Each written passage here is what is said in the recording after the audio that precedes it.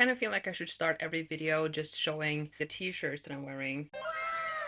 I have so many now, especially after Christmas. I got so many that I feel like I should do a total like t-shirt collection. I'm actually thinking about doing that. Anyway, 2024 has come and gone, and I winded up watching 151 movies this year. For this video, I want to showcase the 22 movies that I like the most. Not all of them are releases from this year. For me, this is a lot. The first thing I did was I purchased a VPN, which gives me access to so many movies on all streaming platforms. I don't have access to everything because I don't live everywhere. The other thing that I did, I started using Letterboxd a lot. I downloaded that app, I think like a year ago, but I've never really used it. But now recently, like 2 months ago, I just became obsessed with it and I had to log all the movies I've seen for the last 2 years. It looks like I've had a really freaking busy first day of every month. But I'm obsessed. You should definitely just download the app and you should follow me if you want to see the movies I've seen because I'm using it every single day. I have like a really good overview which I have taken straight from Letterboxd. So I have watched, as I said, 151 movies. 22 of them are 2024 releases, and then 130 of them were older than that. 118 of these movies were new watches for me, and then 34 of them were rewatches. And, by the way, not all of these movies are horror movies. I probably have to do like a little disclaimer here. Movies and music and media in general is very subjective, so even though these are movies that I really enjoyed, it doesn't have to be the movies that you enjoyed. Like, that's not how it works. It's really, like I say, subjective. So coming in on 22, the lowest rated movie that I have is Good Boy from 2022, and it's actually a Norwegian movie. I actually have 3 Norwegian movies on this list. Christian, a millionaire heir, meets Sigrid, a young student on a dating app. They hit it off quickly, but there's only one problem. Christian lives with Frank, a man who dresses up and constantly acts like a dog. This triggered my fight or flight really early on because it shows the school that I went to when I was a student. And I was like, that was the scariest part of the whole movie, I think. But no, all jokes aside, this was a really uncomfortable watch from the very beginning. It felt so real because obviously it's Norwegian and it has a lot of like Norwegian um factors to it, I guess, with like using the Tinder app in that way and showing, of course, the school, but also the plot was just, you didn't know where this was gonna go, ever. This aspect of a man dressed as a dog who's always going to be there and you don't know who this man is and why he's there. I feel like they should have gone even further. I mean, the plot is really interesting and they should have delved more into it because I am sitting back now with a lot of questions. Next on the list is Immaculate from 2024. An American nun embarks on a new journey when she joins a remote convent in the Italian countryside. However, her warm welcome quickly turns into a living nightmare when she discovers her new home harbors a sinister secret and unspeakable horrors. Now, this stars Sydney Sweeney, who I've never seen in anything else, but I think she did a really, really good job in this one. I think this was a really good watch and a really thrilling watch, definitely, and a lot of blood, definitely. Just like the shock factor with the ending alone will be enough for me to like recommend this movie. This and another movie on this list are movies that I'm taking like unfortunately inspiration from into a story of my own. Definitely a good watch. Next up, we have Goodnight Mommy from 2022. When twin brothers arrive home to find their mother's demeanor altered and face covered in surgical bandages, they begin to suspect the woman beneath the gauze might not be their mother. I gave this a 3.5. It was really efficient in being a spooky movie, and Naomi Watts is such a pleasant woman to watch on screen. There's something so delicate about her, like her hands and her whole like the way she moves. I don't know if that's weird to say, but I feel like she's just like I really enjoy her as an actor. This was a really like, I don't know what's going on until it happens type movie. And then when I understood what was gonna happen, then it kind of became like a, oh, okay. Not to spoil, but kind of, if you've seen The Uninvited, which is a phenomenal movie, this kind of reminds me of that plot-wise. And then we have the oldest movie on this list, which is Rear Window from 1954. A wheelchair-bound photographer spies on his neighbors from his apartment window and becomes convinced one of them has committed murder. This is a movie, not to say this as like an obnoxious person, but we had a lot about this movie when I went to school, when I studied film. It explores a lot of interesting themes like voyeurism and the opposite word that I cannot remember right now, but like the act of loving to be watched and then to watch. You are always watching through the photographer's eyes and you are only experiencing what he's seeing. And he's like seeing all these things happening, from his window out and looking at his neighbors and stuff, and you don't really like he falls asleep sometimes, so he's kind of an unreliable narrative. His girlfriend and his friend, they're kind of worried about him. Sometimes you just have to believe yourself. Then we have a movie from one of the best decades of movies. This is The Skeleton Key from 2005. A hospice nurse working at a spooky New Orleans plantation home finds herself entangled in a mystery involving the house's dark past. This stars Kate Hudson, and I really feel for her in this movie. It is really spooky and it just like captures this 2005 era of movie making perfectly. I am really freaked out when it comes to like voodoo and like witchcraft and stuff, because it's usually so icky. Like, ugh, there's so many gross things around it. This doesn't have that many gross things, but like having something that controls you, there's something about that it gives me the heebie-jeebies, man. I really like we're gonna research this and find out if, there's a reason behind this type movie. They have to do research in order to see like, what happened here? Who's lived here and what's happened with the man that I'm taking care of? Then we have Shelley from 2016, which is mostly a Norwegian movie, I think. Louise and Casper want to become parents, but Louise cannot have children. She seals a pact with her Romanian maid Elena to bear her child, but things don't turn out quite as planned. Yeah, I would say so. This, together with Immaculate, are two movies that I'm taking inspiration of when it comes to a story that I have. There's just like something with childbirth. I mean, I think everyone agrees with that it always has a connotation of something that is scary when it's in a horror movie. Being pregnant and things not working out as they should, and things are just like happening and there's spooky shit and just like, ugh. But this one is really very thrilling. Then we have Cobweb from 2023. 8-year-old Peter is plagued by a mysterious constant tapping from inside his bedroom wall, one that his parents insist is all in his imagination. As Peter's fear intensifies, he believes that his parents could be hiding a terrible, dangerous secret and questions their trustworthiness. I remember really just being in like complete utter suspense throughout this movie. It's been a while since I've actually like been scared and intrigued by a monster movie. And when there are children involved in horror, it's usually a bad thing. I feel for this kid and I want him to survive. What is the actual monster?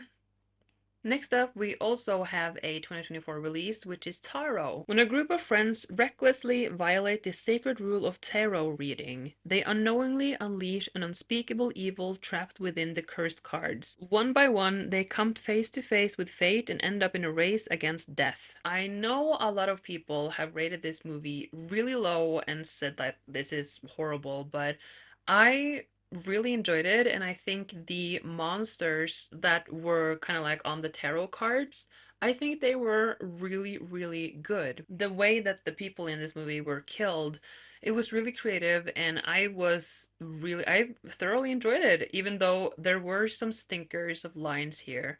Like, he's in the dirt, he's an earth sign, they found him in the dirt, like stuff like that. Oh, we got a cat starring, baby. Yeah. So I enjoyed it.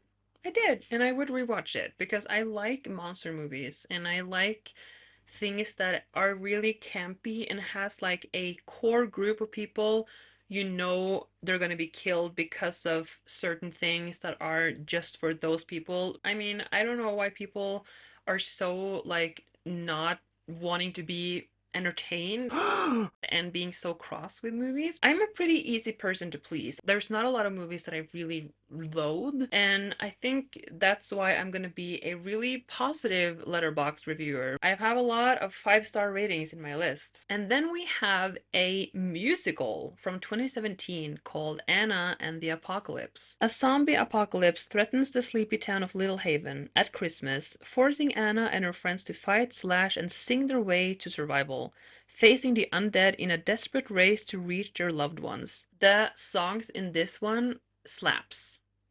Really. Especially Soldier at War and Human Voice. I need a human voice. I need a human voice. Definitely the best one. I am not opposed to a good musical movie, and this one was definitely it for me. I think this was really entertaining and such a creative plot. Just a creative premise in general. It's a horror movie that is a musical about zombies.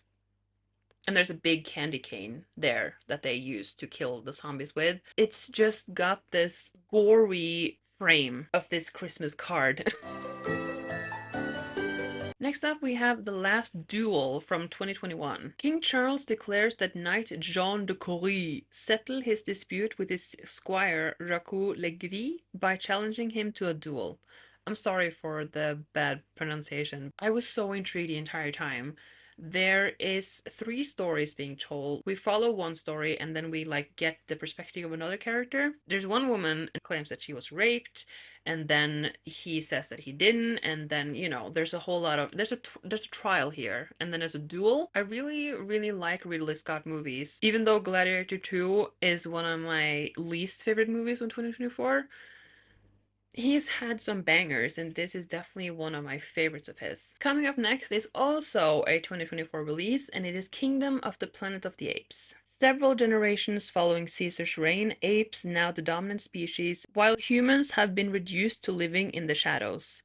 As a new tyrannical ape leader builds his empire, one young ape undertakes a harrowing journey that will cause him to question all he's known about the past and to make choices that will define a future for apes and humans alike. If you haven't seen the Planet of the Apes movies, you have to watch them. One of my favorite movies of all time is War for the Planet of the Apes. They challenge our view of us thinking of humans as the leading species in the world. And this challenges that by saying, like, but what if we weren't? Apes hunt humans. That is wrong. What if apes grew to like surpass us? And then we would like grow down and they would go up. Because like we are apes. Like we are apes. Incredible that we actually became the ape that would actually like conquer the world. But what if apes in the future would become the new human? And this also stars the girl who plays Ciri in The Witcher, and she's gorgeous. She's so beautiful. But for the most part, I think only her and another human are the only humans in the movie. The rest is, apes. Animated apes. And I love it. So next up we have Ex Machina from 2015. Caleb, a coder at the world's largest internet company, wins a competition to spend a week at a private mountain retreat belonging to Nathan, the reclusive CEO of the company. But when Caleb arrives at the remote location, he finds he will have to participate in a strange and fascinating experiment in which he must interact with the world's first true artificial intelligence. The aspect of AI is so fascinating, and the fact that we are reaching a point where this can actually be true, scary. This is so freaking cool. And it really makes you think about how much does AI actually know, and how smart can they be to like trick us into thinking that we think that they don't know. if that makes sense. And now we're approaching the top 10 movies. Another 2024 release, which is Smile 2. About to embark on a new world tour, global pop sensation Sky Riley begins experiencing increasingly terrifying and inexplainable events. Overwhelmed by the escalating horrors and the pressures of fame, Sky is forced to face her dark past to regain control of her life before it spirals out of control. I love this movie, and this comes from someone who did not like the first one. I was not a fan of that. I could kind of like count down to when the jump scare was gonna happen, but not with Smile 2. Really high on the jump scares, but they were really efficient. I didn't know when they were gonna happen. The way like this monster was following her and like turning it into kind of like a performance of some kind with like dancers following her, the way that she kind of like conjured up people and images. The only thing that I can say, which is kind of like a normal thing for movies these days, is that they rely a lot on technology for the plot to even be going forward, like her owning the iPhone. If she didn't have the phone, a lot of the plot wouldn't happen. But, I can't really blame the movie for that because that's just how the world works now because we have the phone all the time. That's nitpicky, I guess, but I did notice that. And then we have a concert movie by Ghost. It's Right Here, Right Now.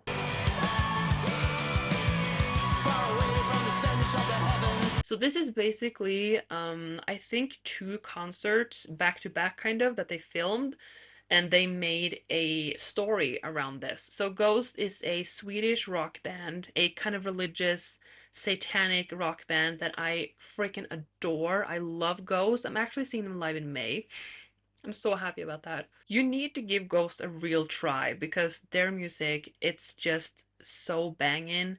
And even though it's kind of got a lot of religious undertones and satanic undertones, obviously, there is kind of a lore in that they have the actual artist in real life is always the same, but his like persona on stage changes like semi regularly. It kind of follows him with like performing his last concert basically, and he knows that he's going to be replaced soon. It's kind of like supernatural. A new pope is going to take his place and he's going to like travel back like into another world type thing. It's really bizarre, but it's really really entertaining.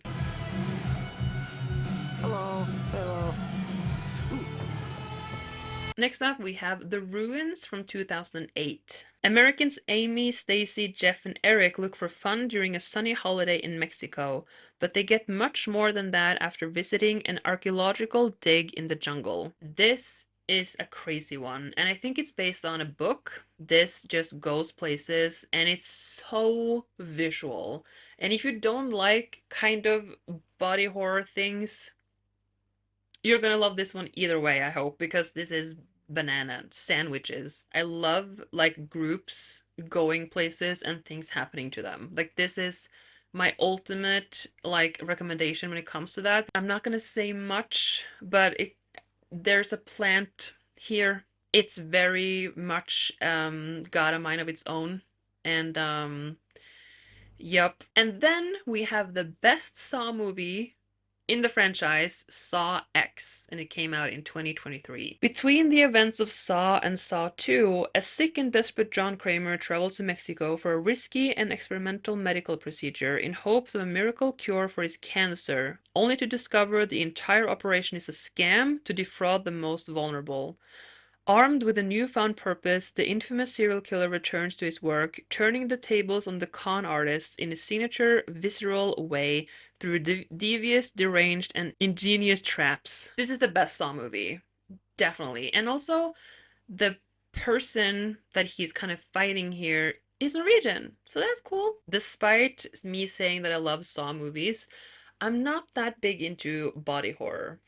Which is kind of ironic, isn't it? The Saw movies are more like clever. This one just had a lot of heart, and you definitely root for John Kramer. John Kramer is the victim here, and he is the one that we want to survive. Like, I don't necessarily think that the traps in this one are the most creative out of all the movies, but this one is definitely the one that I remember the most. Okay, now we have one that was such a hard watch, and it's called Society of the Snow. And it's based on a true story, which is always fun. On October 13th, 1972, Uruguayan Air Force Flight 571, chartered to take a rugby team to Chile, crashes into a glacier in the heart of the Andes. So basically, a plane crash where you will most definitely die. It's not a found footage movie, but it feels very real, and the effects of them, like the cold setting into their skin and their lips being chipped, and how can they survive in that cold? How is that possible? I don't understand. You should watch it if you have the stomach for it, because the story is, in its gruesomeness, it's beautiful because it's so well made. Now we've reached our top five, and all of these five movies are 2024 releases. I have to say again, movies are subjective.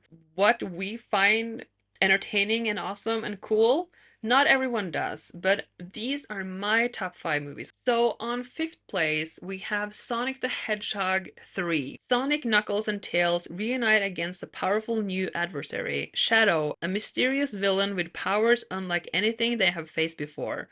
With their abilities outmatched in every way, Team Sonic must seek out an unlikely alliance in hopes of stopping Shadow and protecting the planet. Even though this is an animated children's movie, there were times where I was like, this is too emotional to be in a children's movie, especially the line, "A light shines even though the star is gone." There are so many scenes in this where it kind of felt like an actual, like, action. It's stunning. It's so good. And Kenny Reeves is the Shadow voice. And there's just a star-packed cast in these movies, and I'm so happy that we're gonna get a fourth one. I'm so excited about that actually. My favorite is Jim Carrey and the double role that he plays in this one. And I love the fact that he said that I'm never gonna be involved in Hollywood again unless the script of a movie is gonna be freaking amazing. And then he gets the script for Sonic 3 and like, yeah, that's the one. On number four, we have Number 24, which is also a Norwegian movie. On the brink of the Second World War, a young Norwegian man's drive to resist the Nazis sets a new course for his future and the future of his country. Norway does so well when it comes to making war movies. The stories are always told in such a amazing way. We're following an actual true story. Like, all these people in this movie have existed, and just seeing them trying to fight the Nazis, only these few men did so much. This is a super force that has entered your country, and then trying to resist that and be like fighting against them when you know that other people that have done that have been captured and severely tortured and then killed. It's not really appealing to be standing against a force like that. But the main character here, Gunnar Sønsteby, so strong, he doesn't want to submit to these horrible, torturing Nazi scum. I'm so glad that they're actually doing like these stories justice, and that we are following kind of like the present and then the past, where he's Gunnar Sønsteby is at a school retelling the things that happened during the war, the most stressful situation ever. You should watch this to get like a little bit of Norwegian history. Then we are now approaching our top three. And on third place, we have Alien Romulus. And their tagline is not "In space, no one can hear you scream," but it just literally is "In space, no one can hear you." Scavenging the deep ends of a derelict space station, a group of young space colonizers come face to face with the most terrifying life form in the universe. I agree. The first like three-quarters of this movie, it's kind of a run-of-the-mill story. I'm really a big fan of the Alien movies, especially Covenant and Prometheus. This one is number three, definitely. I'm a big fan of space horror. I would be happy with it ending where you kind of thought it was gonna end, but then the last like 20 minutes or so, I was sad.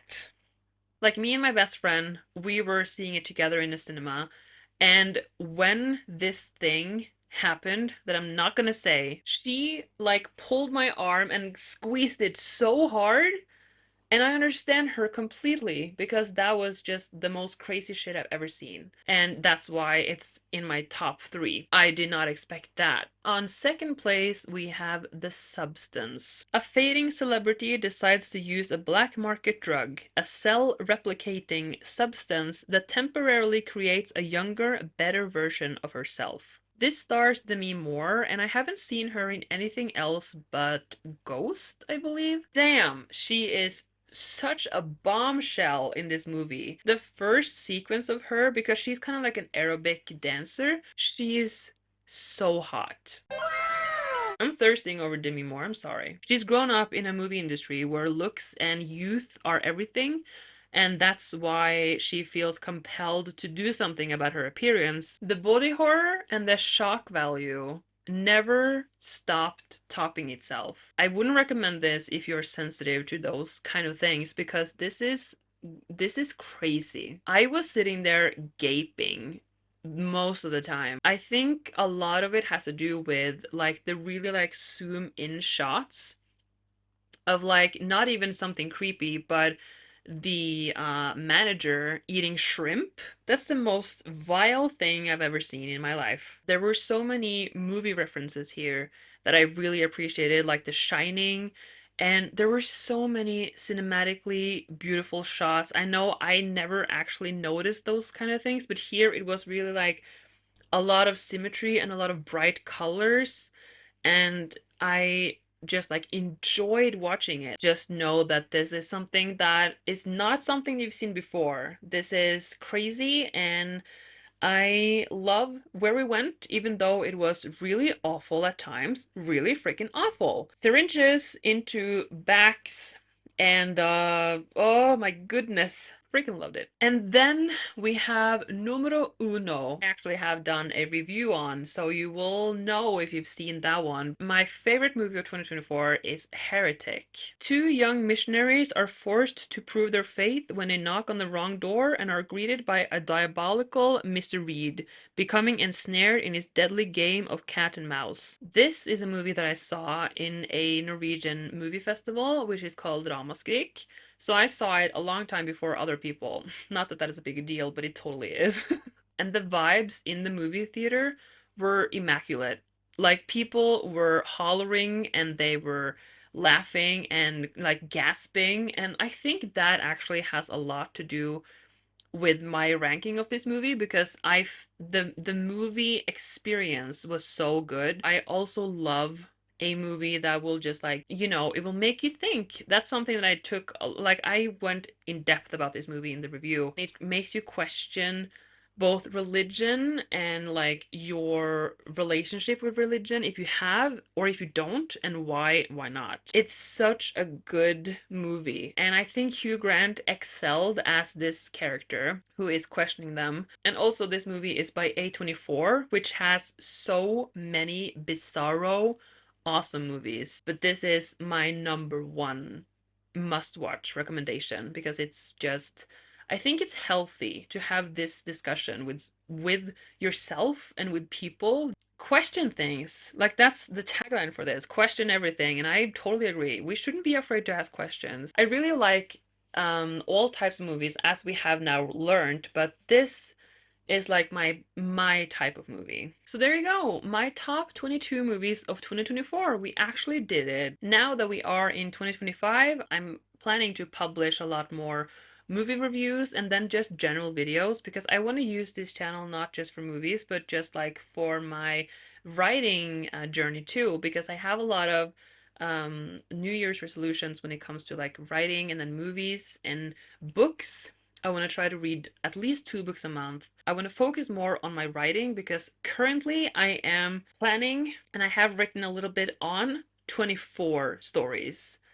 So that's something that I'm going to be trying to narrow down a little bit because I cannot physically work on 24 stories at once. So I will be watching a lot more movies and make recommendation lists. And please feel free to let me know what movies that you really liked in 2024. It doesn't have to be releases of the year, but just movies that you saw that you loved and you would recommend. Because I'm always looking for movies that I can put on my watch list, which is really long already, but I'm ready to put more on there. I hope you have a wonderful January so far, even though we have barely started, and I will see you really soon. Bye bye.